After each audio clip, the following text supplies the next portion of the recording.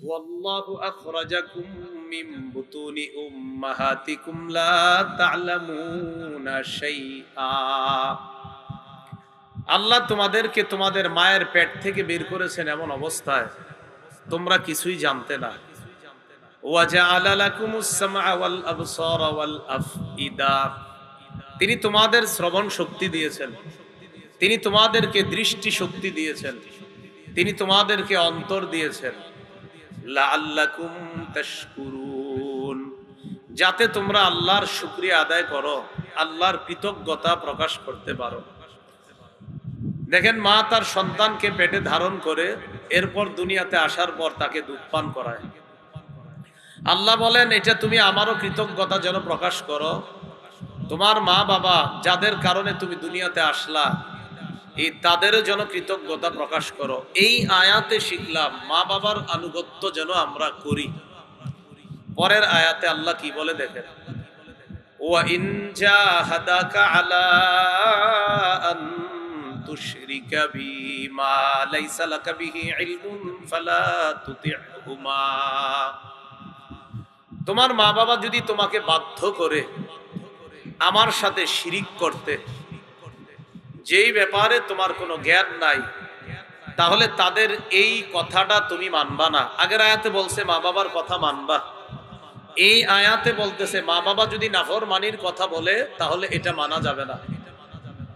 এখন এই যে আপনি মা বাবার গুনাহের কথা মানবেন না, এই না মানতে গিয়ে আবার তাদের সাথে খারাপ আচরণ করা যাবে না, এটা আবার একটু পরে আল্লাহ বলে, ওয়া সাহিবহুমা ফিদ দুনিয়া মা'রুফা। তুমি যতদিন দুনিয়াতে থাকবা তোমার পিতামাতার প্রতি তুমি সদাচরণ করবা। দেখেন তো তিনটা বিষয়। প্রথমে আল্লাহ বললেন পিতামাতা,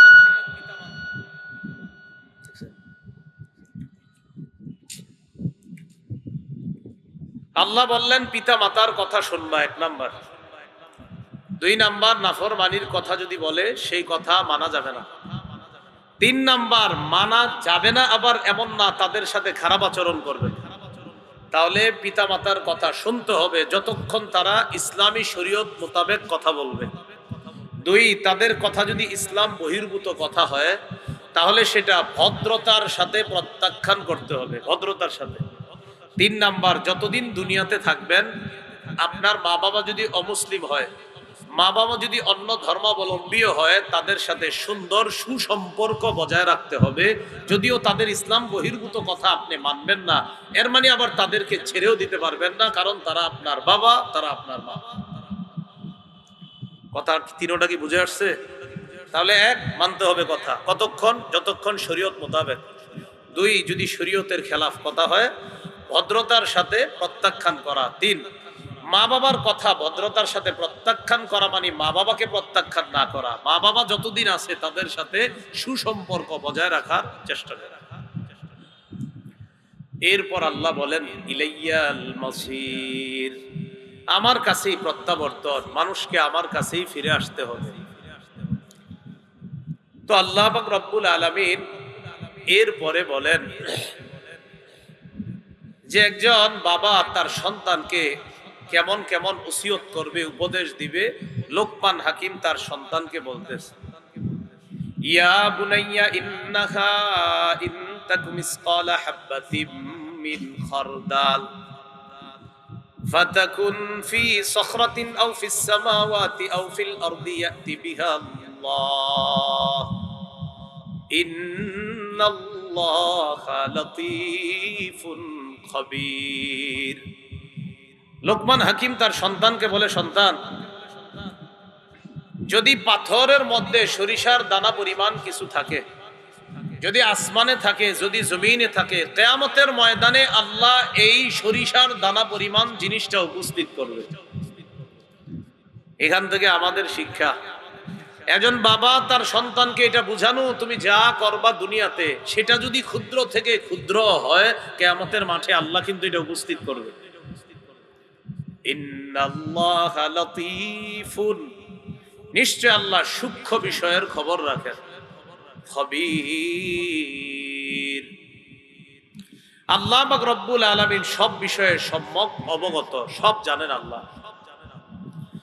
এরপর বাবা তার সন্তানকে কি কথাগুলা বলা আল্লাহ বলেন, ইয়া বুনাইয়া আকিমিস সালাতা ওয়া'মুর বিল মা'রুফ ওয়ানহা আনিল মুনকারি ওয়াসবির আলা মা আসাবাক। হে সন্তান, তুমি নামাজ কায়েম করবা, তুমি সৎ কাজের আদেশ করবা, অসৎ কাজের নিষেধ করবা। তোমার জীবনে যদি কোনো বিপদ আসে, এই বিপদে তুমি ধৈর্য ধারণ করবা। দেখেন তো কি বললেন, আকিমিস সালাহ, নামাজ কায়েম করো। এরপর বললেন ওয়া'মুর বিল মা'রুফ, সৎ কাজের আদেশ করো। এরপর বললেন ওয়ানহা আনিল মুনকার, অসৎ কাজ থেকে নিষেধ করো। এরপর বললেন ওয়াসবির আলা মা আসাবাক, এই পৃথিবীতে চলতে গেলে তোমার জীবনে বালা মুসিবত আসলে সেই বিপদে তুমি ধৈর্য ধারণ করো। এখান থেকে একটা শিক্ষা হলো নামাজ কায়েম, সন্তানকে নামাজের কথা বলা, 7 বছর বয়সে সন্তানকে নামাজের হুকুম করা। ক্বালা রাসূলুল্লাহ সাল্লাল্লাহু আলাইহি ওয়াসাল্লাম মুরু আওলাদাকুম বিস-সালাহ ওয়া হুম আবনাউ 7 সিনিন। রাসূলুল্লাহ সাল্লাল্লাহু আলাইহি সাল্লাম বলেন, তোমরা তোমাদের সন্তানদেরকে নামাজের হুকুম করো যখন তাদের বয়স 7, ওয়াদরিবুহুম আলাইহা ওয়া হুম আবনাউ 10 সিনিনা। তোমাদের সন্তানের বয়স যখন 10 হয়, প্রয়োজনে তাকে নামাজের জন্য মৃদু আঘাত করো, হালকা আঘাত। নামাজ যদি না পড়ে তো প্রয়োজনে মৃদু আঘাত। তাহলে কয় বছরে হুকুম? 7। আর 10 বছরে না পড়তে চাইলে প্রয়োজনে মৃদু আঘাত করা। এরপর লোকমান হাকিম তার সন্তানকে কিছু বিষয় নিষেধ করলেন। আল্লাহ এই কথাটাও কোরআনে বললেন, ওয়ালা তুসাইর খাদ্দাকা লিন্নাস, তুমি অহংকার বশত মানুষকে অবজ্ঞা করবা না। অহংকার বশত মানুষকে অবজ্ঞা করবা না। হুজুর আমারে চিনছেন? আমি আপনাদের কি চিনি, জানেন? এখান থেকে ভাগেন। এটা অহংকার বশত অবজ্ঞা। চিনলে বলেন হ্যাঁ চিনছি, না চিনলে না, আপনাকে আমি চিনতে পারিনি, শেষ। কিন্তু আপনি বললেন আপনার চিনার কি আছে, কি আপনি জানেন? এখান থেকে এটা অহংকার বশত অবজ্ঞা। ওয়ালা তুসাইর খাদ্দাকা লিন্নাস, তুমি মানুষকে অহংকার বশত অবজ্ঞা করবা না। ওয়ালা তামশি ফিল আরদি মারহা, জমিনে দম্ভ ভরে চলবা না। অহংকার প্রদর্শন করে তুমি পৃথিবীতে চলবা না। অনেক আলোচকদেরকে অহংকারী হতে আপনারা বাধ্য করেন মাঝে মাঝে। কিভাবে? গাড়ি থেকে নামলে পিছনে 30 জন হাঁটেন আর হেরে সামনে হাঁটান, ঠিক না? হ্যাঁ, হুজুর যখন নামছে, হযরত আপনি নামছেন, তা আপনি থাকবেন সামনে, হুজুর দেখে সামনে কেউ নাই, মনে হয় যে একা, আসলে পিছনে 30-40 জন আছে। তখন হুজুর ভাবে আমি তো একটা ভাবসা এসে গেছে। অন্য হুজুরদের আসে কিনা জানি না, আমার কিন্তু আসে। আমি আমারই বলতেছি কথা। তো একজন গাড়ি থেকে নামলে আপনারা সব পিছনে থাকবেন কেন বলেন? সহিহ বুখারীর বর্ণনা, কেউ আসলে নবীজির দরবারে, সাহাবী আর নবীর মধ্যে নতুন কেউ পার্থক্য করতে পারতো না, কোনটা নবী আর কোনটা সাহাবী। সাহাবীদেরকে এভাবে বলতেন, আচ্ছা তোমাদের মাঝে মুহাম্মদ কে? সাহাবীরা বলতেন ওই যে ওখানে তিনি মুহাম্মদ সাল্লাল্লাহু আলাইহি ওয়াসাল্লাম। নবী আর সাহাবীদের পার্থক্য এখন দেখেন। এখন কিন্তু বুঝবেন যে কোনটা এই জায়গায় বড় হুজুর আর কোনটা অন্য কেউ, এটা কিন্তু দেখলেই বোঝা যাবে কোথাও। কথার কথা, আমারই যদি কোথাও নিয়ে বসায় এখন, যেহেতু আমি আলোচক, আপনারা কি বুঝবেন? আমার না চিনলো যে হেই কিন্তু ওইটা মূল, এটা তো আমাদের উচিত না। তো আল্লাহ পাক রব্বুল আলামিন বললেন অহংকার প্রদর্শন করে তুমি চলবা না। ইন্নাল্লাহা লা ইউহিব্বু কুল্লা মুখতালিন ফখুর, আল্লাহ প্রত্যেক দাম্ভিক অহংকারীকে পছন্দ করেন না। তিরমিজির বর্ণনা 2492 নম্বর হাদিস। ক্বালা রাসূলুল্লাহ সাল্লাল্লাহু আলাইহি ওয়াসাল্লাম ইউহশারুল মুতাকাব্বিরুনা ইয়াওমাল কিয়ামাতি আমসালাজ যুররি ফি সুওয়ারির রিজাল। নবীজি বলেন কিয়ামতের ময়দানে অহংকারীদেরকে মানুষের আকৃতিতে পিঁপড়ার মতো উপস্থিত করা হবে। আকৃতি মানুষের, দেখতে পিঁপড়া। বলেন অহংকারীদেরকে হাসরের ময়দানে আল্লাহ উপস্থিত করবেন। বলেন তো আপনারা আকৃতি কাদের? মানুষের, দেখতে পিঁপড়া। হ্যাঁ, তুমি তো দুনিয়াতে অনেক বড় ছিলা, তো এখন তো তুমি পিঁপড়া। অহংকার করো করো, কিয়ামতের মাঠে এইভাবে অহংকারীকে উপস্থিত করো। তো আল্লাহ পাক রব্বুল আলামিন বলেন প্রত্যেক দাম্ভিক অহংকারীকে আল্লাহ পছন্দ করেন না। এরপর লোকমান হাকিম তার সন্তানকে যে কথাগুলো বলছেন এটাও আল্লাহ কোরআনে বলেন, ওয়াকসিদ ফি মাশইকা, তুমি চলার ক্ষেত্রে মধ্যম পন্থা অবলম্বন করবা, বেশি জোরেও না আবার একদম আস্তেও না, মধ্যম পন্থায়। বেশি জোরে হাঁটা যদি দেখতে চান আপনারা সহজে দেখতে পারবেন, নামাজের একামত যখন হয় না, একদল দেখবেন রকেটের চেয়ে দ্রুত দৌড়ে মসজিদে যায়, যাওয়ার পরে আল্লাহু আকবার বলে এমন করে। আপনাদের কে বলছে এইভাবে যাইতে? রাসূলুল্লাহ সাল্লাল্লাহু আলাইহি সাল্লাম বলেছেন, আলাইকুম বিস-সাকিনাতি ওয়াল ওয়াকার, নামাজে যখন আসবা ধীরস্থিরতা গাম্ভীর্যতা অবলম্বন করে তুমি মসজিদে আসবা।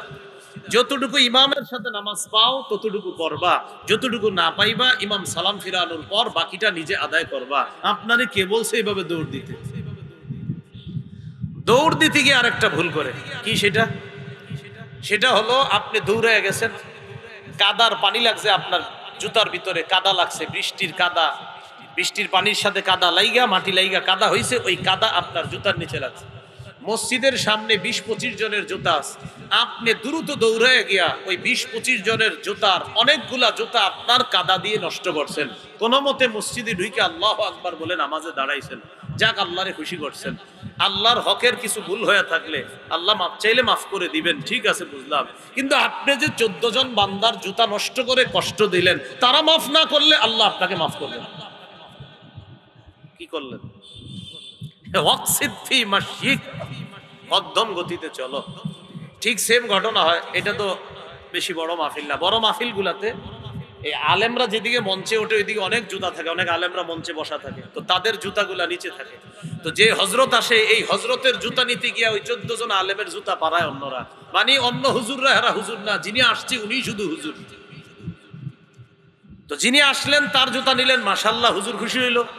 আর যে আপনি অন্যদেরকে কষ্ট দিলেন, বুঝলাম হুজুরের দোয়া পাইলেন, আর বাকিদেরকে যে কষ্ট দিলেন সেটার কি হবে? এই জন্য ইসলাম সব জায়গায় বোঝার চেষ্টা করা। আল্লাহ আমাদেরকে বুঝার তৌফিক দান করেন। ওয়াকসিদ ফি মাশইক, মধ্যম গতিতে চলো, বেশি তাড়াহুড়াও না আবার আস্তেও না। এরপর আল্লাহ বলেন, ওয়াগদুদ মিন সাউতিক, তুমি তোমার আওয়াজকে নিচু করো।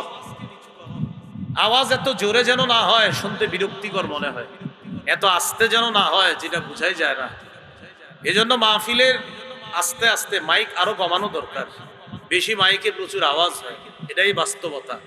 কম মাইকে আওয়াজ কম হয়, ওয়াজ বোঝা যায়, মানুষ কিছু শিখতে পারে। বেশি মাইকে পরের দিন উত্তর পাড়ার হেরা কয় দক্ষিণ পাড়া 82টা মাইক লাগাইছে, আমরা লাগাবো 83টা, এতটুকুই হয় মাইক বেশির ফায়দা।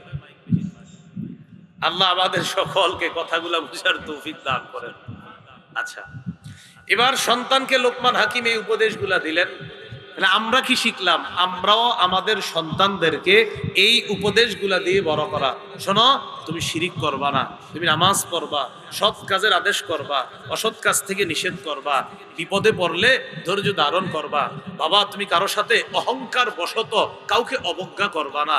জমিনে যখন চলবা অহংকারীর সাথে চলবা না, যে তোমারে দেখলে মনে হয় অহংকারী, এমন করবা না। তাহলে মধ্যম গতিতে তুমি চলবা, আর আওয়াজ নিচু রাখবা।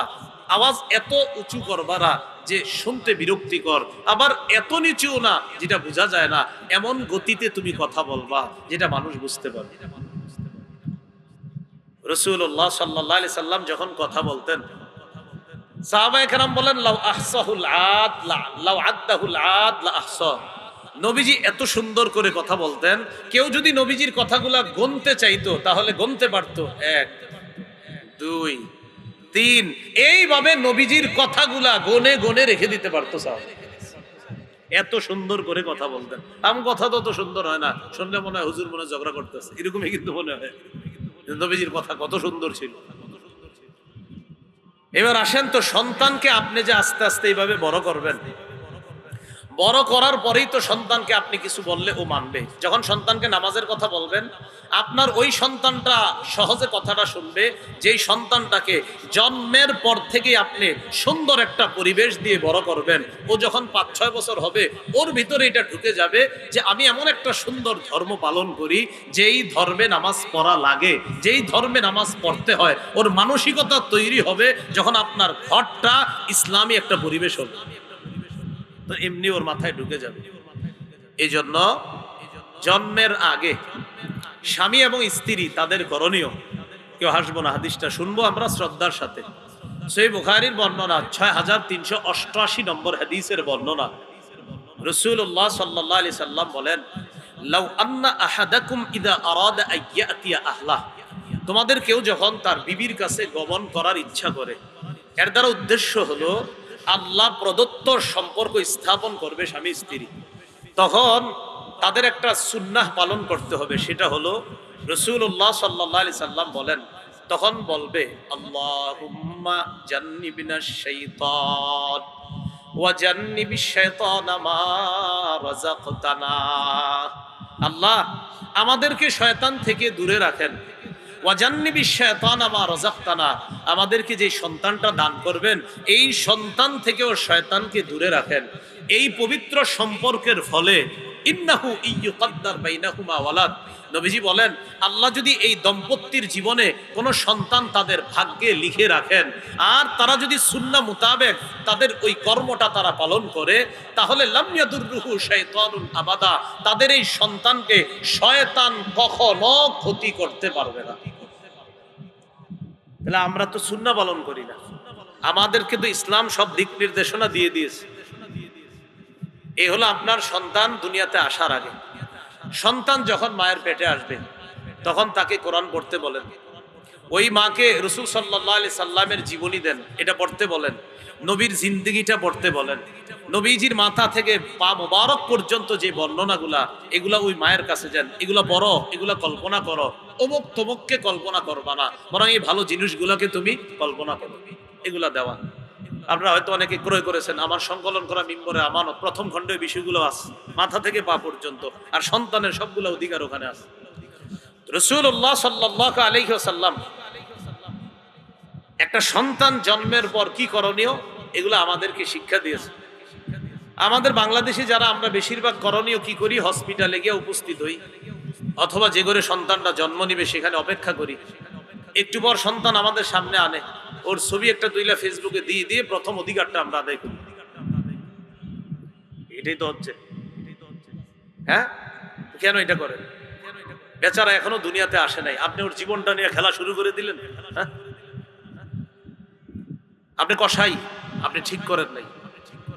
এই বাচ্চাটা দুনিয়াতে আসছে, ওর জীবন নিয়ে আপনি কেন খেলা শুরু করলেন বলেন? রাসূল তো আপনাকে এটা শিক্ষা দেয়নি। আবু দাউদ শরীফের 5105 নম্বর হাদিসের বর্ণনা, আন উবাইদুল্লাহ ইবনে আবি রাফি' রাদিয়াল্লাহু তাআলা আনহুমা قال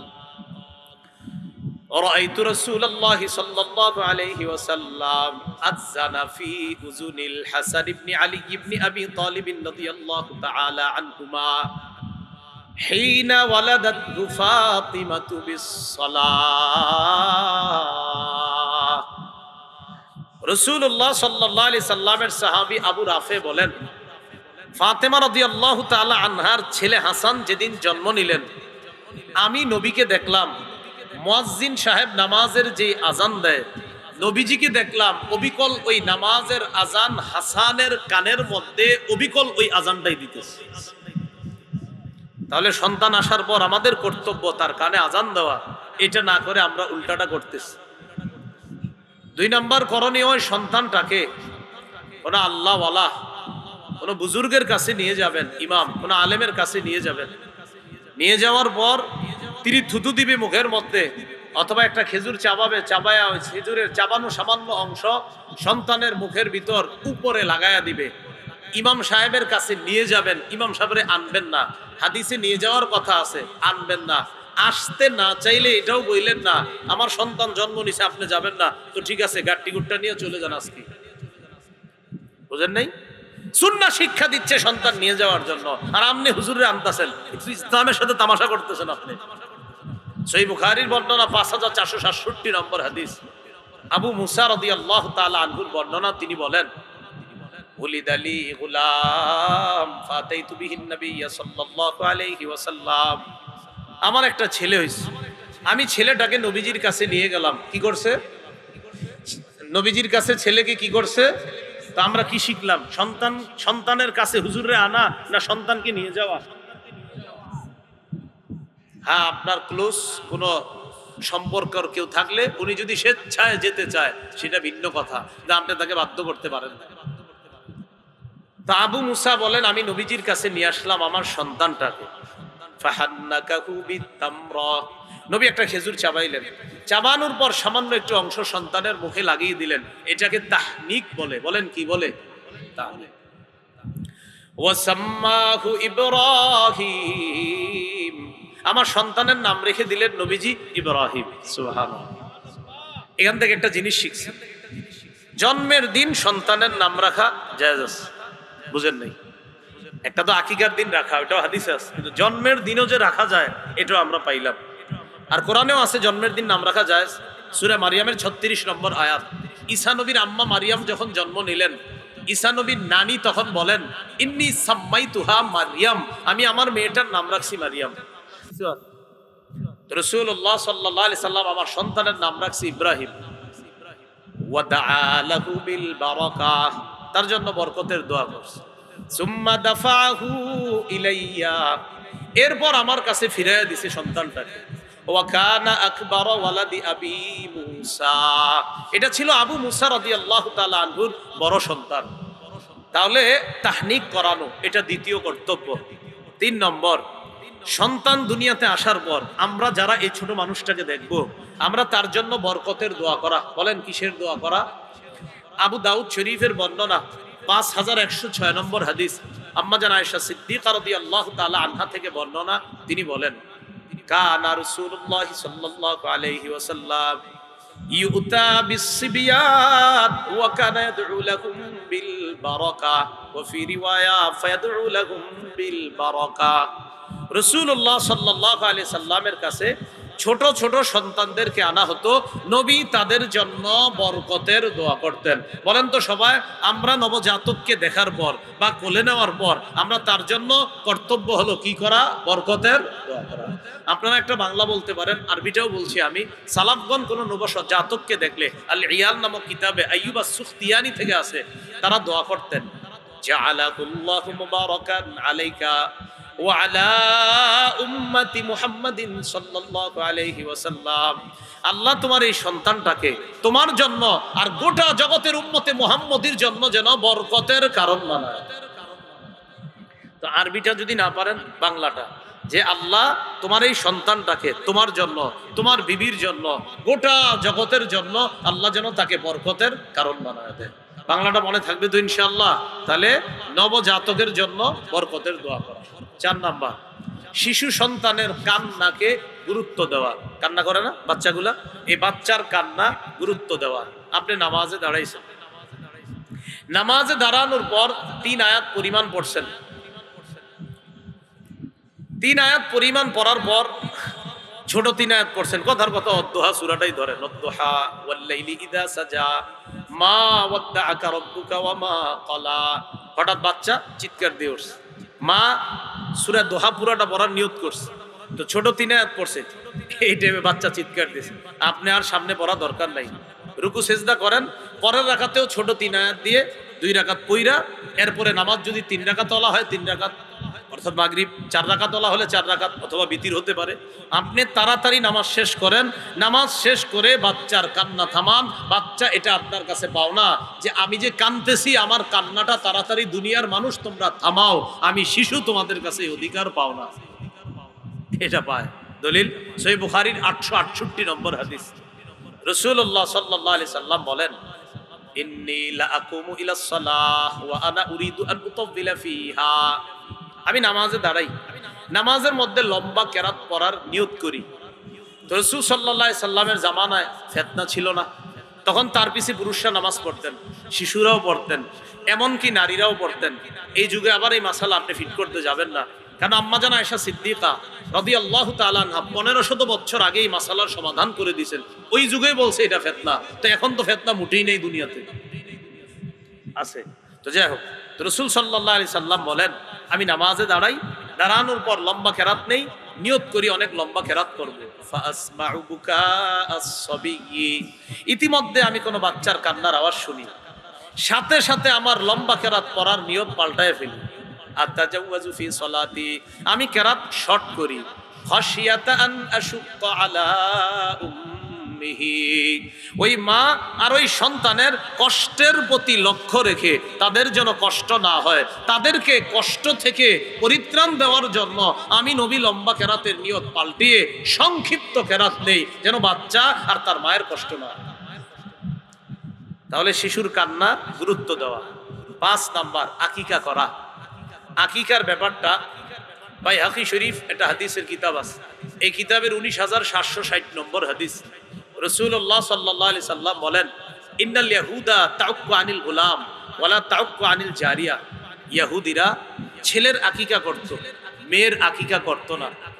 রাসূলুল্লাহ সাল্লাল্লাহু আলাইহি সাল্লাম বলেন, উক্কু আনিল গুলামি শাতাইন ওয়া আনিল জারিয়াতি শাতা, তোমরা ছেলের পক্ষ থেকে 2টি পশু আকিকা করবা, মেয়ের পক্ষ থেকে 1টি পশু আকিকা করবা। ছেলের পক্ষ থেকে 2টি, মেয়ের পক্ষ থেকে 1টি পশু আকিকা করবা। এটা রাসূল সাল্লাল্লাহু আলাইহি সাল্লাম বলে দিলেন। তাহলে এই হাদিস থেকে আমরা দেখলাম যে ইহুদিরা নারীদেরকে এরা পাত্তা দিত না, আর ইসলাম নারীদেরকে গুরুত্ব দিল। তাহলে ইসলাম নারীর সম্মান কমাইছে না বাড়াইছে? 7ম দিনে আকিকা করা এটা বিশুদ্ধ সুন্নাহ। নাসাই শরীফের বর্ণনা 4220 নম্বর হাদিস, সামুরা ইবনে জুনদুব রাদিয়াল্লাহু তাআলা আনহুর বর্ণনা। আন সামুরা ইবনে জুনদুব রাদিয়াল্লাহু তাআলা আনহু قال قال رسول الله صلى الله عليه وسلم كل غلام رهين بعقيقته تذبح عنه يوم سابعه, প্রত্যেকটা নবজাতক তার আকিকার সাথে আবদ্ধ। 7ম দিনে তার পক্ষ থেকে আকিকা করা হবে। ওয়া ইউহলাকু রাসুহু, তার মাথা মুন্ডন করা হবে। ওয়া ইউসাম্মা, তার নাম রাখা হবে। তাহলে 7ম দিনে 3টা সুন্নাত পাইলাম। 1 আকিকা করা, 2 মাথা মুন্ডন করা, 3 নাম রাখা। ওলামা ছাড়া অন্যরা বলেন তো নাম রাখা আর কোনোদিন জায়েজ আসেনি রাখা? হবে জন্মের দিন। এই তো মাশাআল্লাহ ক্লাস ভালো চলতেছে, বোঝা যাচ্ছে।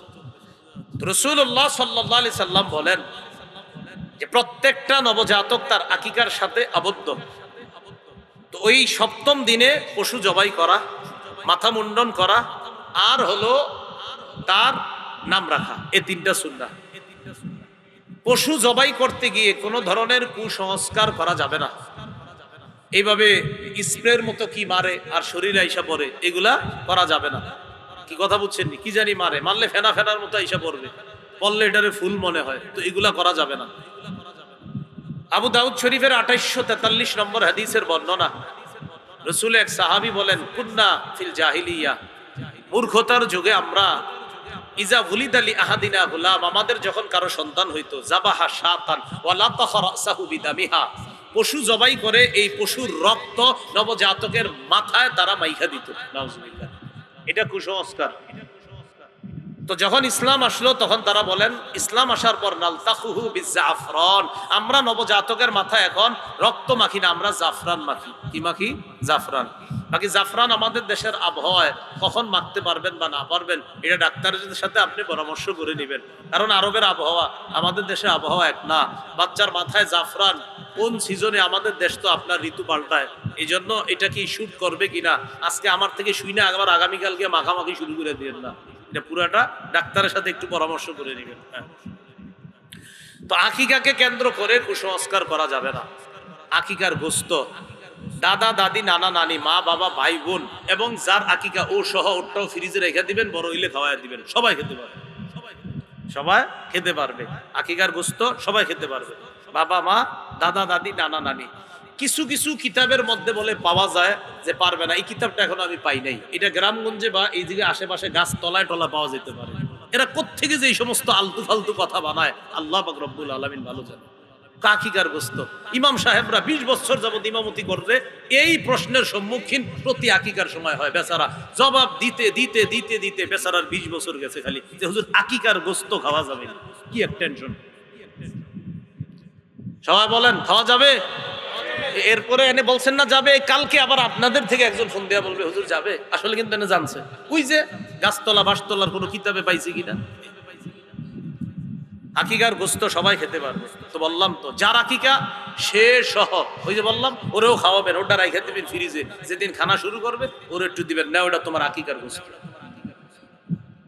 আল্লাহ আমাদেরকে কুসংস্কার মুক্ত সমাজ পরিবার গঠন করার তৌফিক দান করেন। এটা ওইটা অন্য মাসালা, কোরবানি আকিকা একসাথে দেওয়া যায়, এগুলো আপনার মেরে জিজ্ঞাসা করবেন, এটা আমার কাছে না।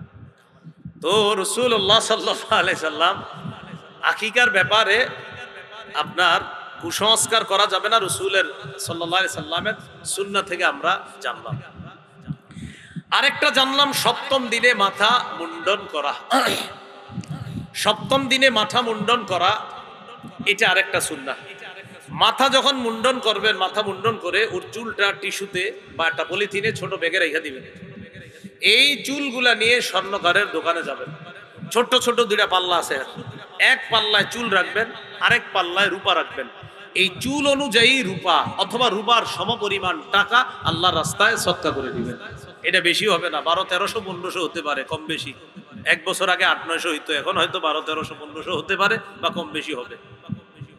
তিরমিজি শরীফের 1519 নম্বর হাদিস, রাসূলুল্লাহ সাল্লাল্লাহু আলাইহি সাল্লাম ফাতেমা রাদিয়াল্লাহু তাআলা আনহাকে বললেন, ফাতেমা ইহলিকি রাসা, হাসানের মাথার চুলগুলা মুন্ডন করবা।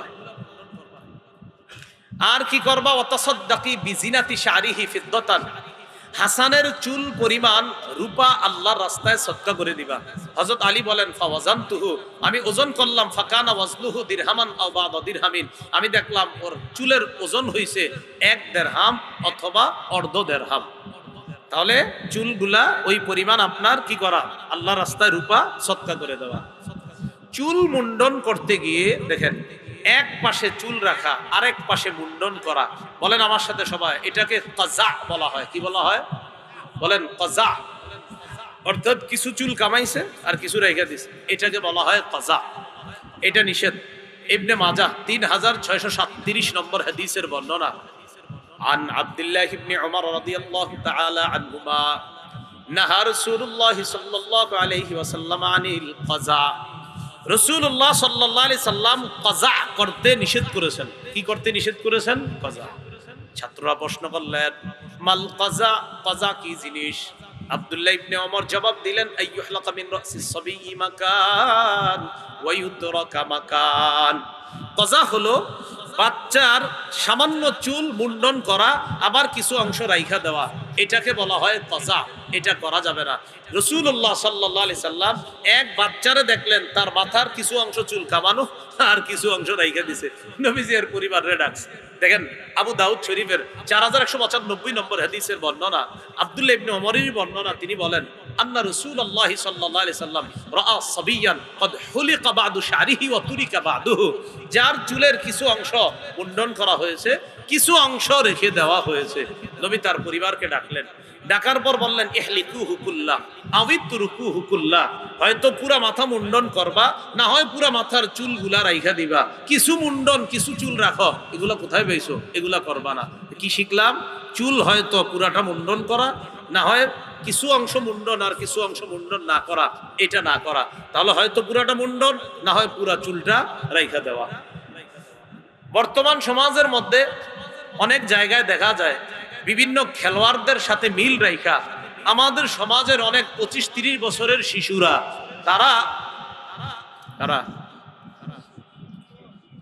শিশুরাই, যুবক হইলে কি কাম করতেন?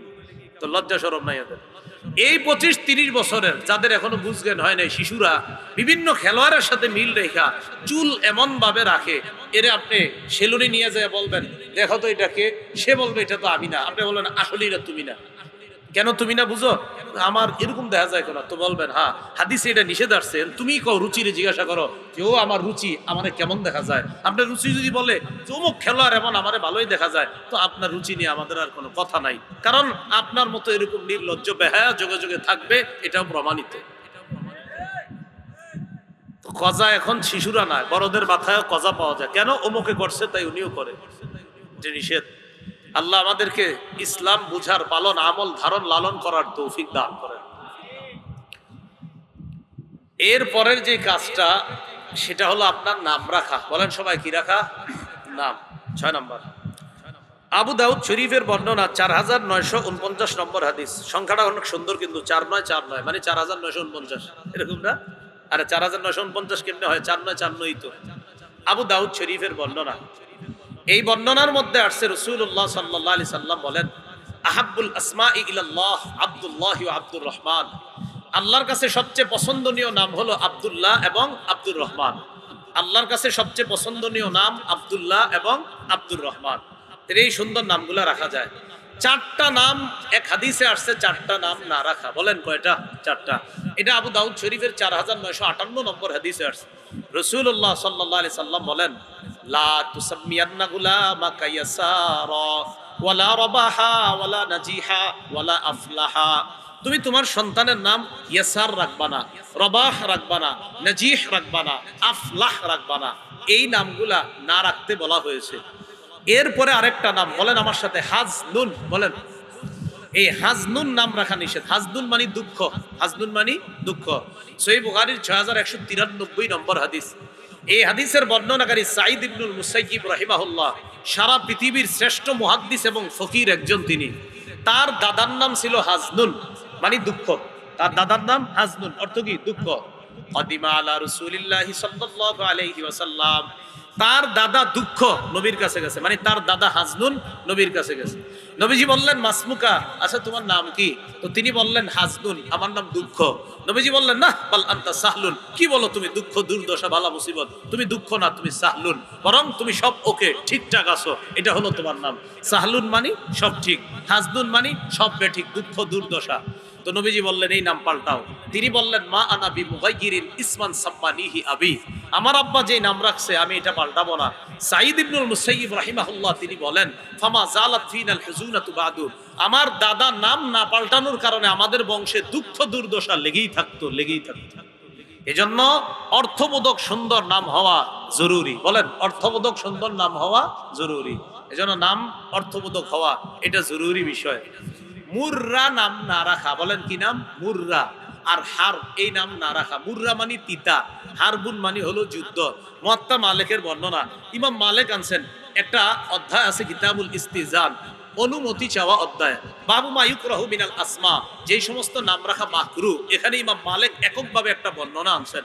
সেই বর্ণনাটা হলো, আন্না রাসূলুল্লাহ সাল্লাল্লাহু আলাইহি সাল্লাম ক্বালা লিল হাতিন, একটা দুধালো উটনির দিকে ইশারা করে নবী বললেন, মা ইয়াহলুবু হাযিহি, আচ্ছা এই উটনিটা দহন করতে পারে কে? ফাকামা রাজুল, একজন দাঁড়াইছে। দাঁড়ানোর পর বললেন, হুজুর আমি দহন করি। নবী বললেন, মাসমুকা, তোমার নাম কি? তিনি বললেন, মুররা, আমার নাম মুররা মানে তিতা। নবীজি, মুররা মানে কি? হ্যাঁ, তিতা। নবীজি বললেন, ইজলিস, বসো তুমি। এরপরে রাসূল সাল্লাল্লাহু আলাইহি সাল্লাম বললেন, মাইয়াহলুবু হাযিহি, কে দহন করবে দুধ? আরেকজন দাঁড়াইছে। নবীজি বললেন, মাসমুকা, তোমার নাম কি? তিনি বললেন, আমার নাম হারবুল মানে যুদ্ধ। নবী বললেন, ইজলিস, বসো। এরপরে বললেন, মাইয়াহলুবু হাযিহি, আচ্ছা এটা কে দহন করতে পারে? আরেকজন দাঁড়াইলেন। রাসূলুল্লাহ সাল্লাল্লাহু আলাইহি সাল্লাম বললেন, মাসমুকা, তোমার নাম কি? তিনি বললেন, আমার নাম ইয়াঈশ। ইয়াঈশ মানে সুখে শান্তিতে জীবন যাপন করা, বসবাস করা। নবী বললেন, উহলুব, তুমি দুধ দহন করো। তাহলে অর্থবোধক সুন্দর নাম, এটার প্রয়োজনীয়তা আছে না নাই? আছে। এলো 6 নাম্বার। 7 নাম্বার, শিশু সন্তানকে উপনামে ডাকা। উপনাম বুঝেননি? উপনাম হলো সন্তানের সাথে বাবার নাম রে মিল রেখা, আবু ওমক, আবু আব্দুল্লাহ, এগুলার উপনাম বলে। তো আরবরা সাধারণত ছোট ছোট সন্তানদেরও উপনাম রাখতো, এই নামে ডাকাটা পছন্দ করতেন অনেকে। আমাদের নবীও উপনামে শিশুদেরকে ডাকতেন। আবু দাউদ শরীফের মধ্যে আসছে, রাসূলুল্লাহ সাল্লাল্লাহু আলাইহি ওয়াসাল্লামের সাহাবী আনাস ইবনে মালিক রাদিয়াল্লাহু তাআলা আনহুর বর্ণনা, তিনি বলেন, কানা রাসূলুল্লাহ সাল্লাল্লাহু আলাইহি ওয়াসাল্লাম ইয়াদখুলু আলাইনা, রাসূলুল্লাহ সাল্লাল্লাহু আলাইহি সাল্লাম আমাদের বাসায় আসতেন। আবু দাউদের 4969 নম্বর হাদিসের বর্ণনা। এই নবীজি আমাদের বাসায় আসতেন। ওয়া কানা লি আখুন সগীরুন, আমার ছোট একটা ভাই ছিল। ওয়া কানা লাহু নুগর, আমার ছোট ভাইয়ের একটা ছোট পাখি ছিল। নবী আমাদের বাসায় আসতেন, আমার একজন ছোট ভাই ছিল, ওই ভাইয়ের একটা পাখি ছিল, নগর ছোট পাখি। ইয়াল আবু বিহি, এই পাখি দিয়ে আমার ভাই খেলতো। ফামাতা, আমার ভাইয়ের ছোট পাখিটা মারা গেছে। তো মারা যাওয়ার পর বেচারা অনেক কষ্ট পেয়েছে। ফাদাখালা আলাইহি রাসূলুল্লাহ সাল্লাল্লাহু আলাইহি ওয়াসাল্লাম, রাসূলুল্লাহ সাল্লাল্লাহু আলাইহি সাল্লাম তার ভাইয়ের কাছে গেছে। আনাস রাদিয়াল্লাহু তাআলা আনহুর ভাই, ওই ছোট্ট ভাই তার কাছে গেছে। যাওয়ার পর দেখে কি রাআহু হাযিনান, ভারাক্রান্ত, মনটা খারাপ, মনে কষ্ট। নবীজি বললেন, সর্বনাশ, এই ছোট্ট মানুষটার মন খারাপ কেন? পরিবারকে জিজ্ঞাসা করলেন, মা শানুহু, তার কি হয়েছে? পরিবার থেকে জবাব দেওয়া হলো, মাতা নুগারুহু, হুজুর তার ছোট্ট পাখিটা মারা গেছে। নবীজি বললেন, আচ্ছা ছোট্ট পাখি মারা গেছে? হ্যাঁ। পরে নবী তাকে একটু হাসানোর জন্য, তার মনটাকে আনন্দ দেওয়ার জন্য বললেন, ইয়া আবা উমাইর মা ফাআলান নুগাইর, হে আবু উমাইর। এই আবু উমাইর এটা হলো উপনাম, এই উপনামে শিশুকে ডাকা, এটাও হাদিস দ্বারা প্রমাণিত। তো নবী দেখেন কি সুন্দর মিলায়া বলতেছে, ইয়া আবা উমাইর মা ফাআলান নুগাইর, হে আবু উমাইর নুগাইরের কি হলো? তো নুগাইরের কি হলো এটা দুটোটা এমন ভাবে মিলায়া বললেন যাতে সে একটু হাইসা দেয়, তার মনটা যাতে খুশি হয়। তো এখান থেকে আমাদের উদ্দেশ্য হলো আবু বইলা ডাকাটা শিশুদেরকে, এটাও তাদের একটা অধিকার, সুন্দর সুন্দর উপনামে তাদেরকে ডাকা। 8 নাম্বার, শিশু সন্তানদেরকে আছাড় খেয়ে পড়ে গেলে তাদেরকে কোলে নেওয়া। আছাড় খেয়ে পড়ে যায় না সন্তানরা, এরকম হোঁচট খায় পড়ে যায়। রাসূল সাল্লাল্লাহু আলাইহি সাল্লাম মিম্বরে জুমার ভাষণ দিতেছে, খুতবা, তাহলে সময়টা গুরুত্বপূর্ণ কম না অনেক বেশি? আবু দাউদের 1109 নম্বর হাদিস। খতাবানা রাসূলুল্লাহ সাল্লাল্লাহু আলাইহি ওয়াসাল্লাম, নবী ভাষণ দিচ্ছে। ফাআকবালাল হাসান ওয়াল হুসাইন আলাইহিমা সাওবান আহমারান, ছোট ছোট হাসান হুসাইন রাদিয়াল্লাহু তাআলা আনহুমা লাল দুটি কাপড় পরে মসজিদে ঢুকছে। বড়রা আবার লাল কাপড় পরেন না, কিন্তু বুঝে নাই, ছোট মানুষ দুইজন পরে ফেলছে। মসজিদের মধ্যে আসছে, আসার পর নবীজি খুতবার সময় তাদেরকে দেখছে, ইয়াসুরান ওয়া ইয়াকুমান, ছোট্ট মানুষ দুইটা পড়ে যায় আবার দাঁড়ায়। নবীজি খুতবা বন্ধ করে নাজালা, মিম্বর থেকে নামলেন, আখযাহুমা, দুজনকে নিলেন, ফাসাইদা বিহিমাল মিম্বার, দুজনকে নিয়ে মিম্বরে উঠলেন। তাহলে শিশু আছাড় খেয়ে পড়লে তারে রক্ষা করা কতটা গুরুত্বপূর্ণ। নবীজি খুতবা থামাইলেন, থামায়া তাদেরকে নিয়ে মিম্বরে উঠলেন। ওঠার পর অবশ্যই রাসূল সাল্লাল্লাহু আলাইহি সাল্লাম বলেন, ইন্নামা আমওয়ালুকুম ওয়া আওলাদুকুম ফিতনা। সূরা তাগাবুনের 15 নম্বর আয়াত তেলাওয়াত করলেন যে তোমাদের সন্তান, তোমাদের সম্পদ তোমাদের জন্য ফিতনা, পরীক্ষা। দেখছো হাসান হোসেন আজকে আমারে কি পরীক্ষায় ফালায়া দিছে। রাআইতু হাযাইনি ফালাম আসবির, আমি দুইজনকে দেখা আর সহ্য করতে পারি নাই, খুতবা বন্ধ করে তাদেরকে তাড়াতাড়ি কোলে নিছি। তো যাই হোক, এখান থেকে যেটা শিখলাম, বাচ্চারা পড়ে গেলে তাদেরকে কোলে নেওয়া, এটা তাদের অধিকার। এ গেল কত? 8 নাম্বার। 9 নাম্বার, শিশু সন্তানদেরকে বিজাতীয় পোশাকে অভ্যস্ত না করা। এটা একটু জোরে জোরে বলেন সবাই, কি পোশাকে? আবার কোন? অভ্যস্ত না করা। নাসাই শরীফের বর্ণনা 5316 নম্বর হাদিস। আব্দুল্লাহ ইবনে আমরের বর্ণনা, ওমর না আব্দুল্লাহ ইবনে আমর রাদিয়াল্লাহু তাআলা আনহুমা, তিনি বলেন, আন্নাহু রাসূলুল্লাহ সাল্লাল্লাহু আলাইহি ওয়াসাল্লাম আলাইহি সাওবানি মুআসফারান। রাসূলুল্লাহ সাল্লাল্লাহু আলাইহি সাল্লাম আব্দুল্লাহ ইবনে আমরকে দেখলেন, তার শরীরে দুটি কুসুম রঙের পোশাক। কি রং? কুসুম রং। তো সাধারণত আমরা যারা পুরুষ আছি কুসুম রং না পরা। নবী তারে দেখে বললেন, হাজিহি সিয়াবুল কুফার, এটা কাফেরদের পোশাক। ফালা তালবাসা, এটা পরবা না, হলো এটা কাফেরদের পোশাক। তাহলে বিজাতীয় পোশাকে অভ্যস্ত না করা, কথাগুলো গুরুত্ব দেওয়া, আমাদের সন্তানগুলারে বিজাতীয় পোশাকে অভ্যস্ত না করা, ছেলেকেও না মেয়েকেও না। আল্লাহ আমাদের সকলকে কথাগুলো বোঝার তৌফিক দান করেন। 10, সন্তানের সতর ঢেকে রাখে এমন পোশাকে সন্তানকে অভ্যস্ত করা। সূরা আরাফের 26 নম্বর আয়াত, আল্লাহ বলেন, ইয়া বানি আদামা কদ আনজালনা আলাইকুম লিবাসা ইওয়ারি সাওআতিকুম ওয়ারিশা। হে আদম সন্তান, আমি তোমাদের জন্য পোশাক নাজিল করলাম, এমন পোশাক যা তোমাদের সতর ঢেকে রাখে এবং যা তোমাদের সৌন্দর্যতার কারণ। বলেন, আমরা যারা মুসলমান আমাদের সৌন্দর্যতা সতর সহ পোশাক না সতর সারা পোশাক? এটা যেন আপনার সন্তান বালেগ হওয়ার আগেই ওর মাথায় ঢুকে যে আমি এমন একটা সুন্দর ধর্ম পালন করি যেই ধর্মের মধ্যে সতর ঢেকে রাখা ফরজ, এটা কর্তব্য। ও যেন বালেগ হওয়ার আগেই এই মানসিকতা অর্জন করে। 10 11 সন্তানকে সাদা পোশাকে অভ্যস্ত করা। কোন পোশাকে? সাদা পোশাক। এই সাদা পোশাকে অভ্যস্ত করা যদি পারেন আর কি, ভালো সাদা পোশাক। আবু দাউদ শরীফের বর্ণনা 4061 নম্বর হাদিস। এই হাদিসের মধ্যে আসছে রাসূলুল্লাহ সাল্লাল্লাহু আলাইহি সাল্লাম বলেন, ইলবাসু মিন সিয়াবিকুমুল বায়াদ, তোমরা তোমাদের কাপড়ের মধ্যে সাদা পোশাকটা পরবা বেশি। তোমরা তোমাদের কাপড় সমূহের মধ্য থেকে সাদা পোশাকটা বেশি পরবা। এরপরে কি কয় দেখেন, ওয়াকাফিনু ফিহা মাউতাকুম, আর এই সাদা পোশাকের মধ্যেই তোমাদের মৃত যারা আছে মৃতদেরকে কাফন দাফন করবা, মৃতদেরকেও কাফন দাফন করবা এই সাদা পোশাক দিয়ে। আর তোমরা তোমাদের সাদা পোশাকগুলোকে তোমরা বেশি পরিধান করবা, আর মৃত যারা আছে তাদেরকেও এই সাদা পোশাকে তোমরা কাফন দাফন করবা। কি শিখলাম? জীবিত যারা আমাদেরও সাদা পোশাক পরা, যারা মরে যাবে তাদেরকেও সাদা পোশাক পরায়া দাফন করা। কথাগুলো কি সবার মনে থাকবে?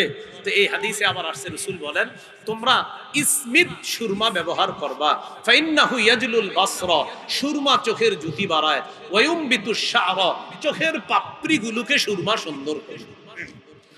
তাহলে এখান থেকে আমরা শিখলাম সাদা পোশাকে অভ্যস্ত করা। আজকে এতটুকুই থাক, যতটুকু আমরা জানলাম বললাম। 11টা বললাম, 64টা অধিকার মিম্বরের আমানত প্রথম খণ্ডে, একদম 64টা। আর নবীজির মাথা থেকে পা পর্যন্ত পুরা বিস্তারিত আলোচনা।